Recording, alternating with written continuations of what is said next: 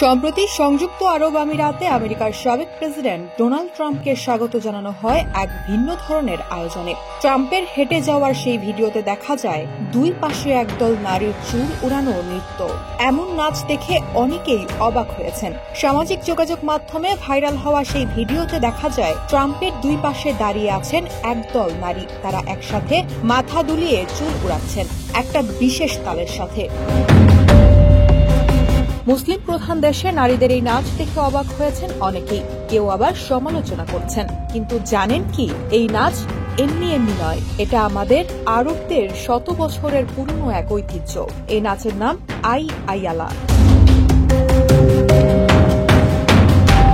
2014 সালে ইউনেস্কো এই আইয়ালা নাচকে সাংস্কৃতিক ঐতিহ্য হিসেবে স্বীকৃতি দেয়। সাধারণত জাতীয় উৎসব, বিয়ে কিংবা বড় আয়োজনেই এই নাচ পরিবেশিত হয়। আসুন জেনে নেই এই নাচের ইতিহাস। প্রথমে এই নাচ শুধু পুরুষদের মধ্যেই সীমিত ছিল। তারা দুটি সারিতে দাঁড়িয়ে ছোট লাঠি হাতে তালের সাথে সাথে উঠানামা করতেন, মাঝখানে বাজত ঢোল। পরে নারীরাও যুক্ত হন ওই ঐতিহ্যে। তারা রঙিন পোশাকে খোলা চুলে অংশ নেন।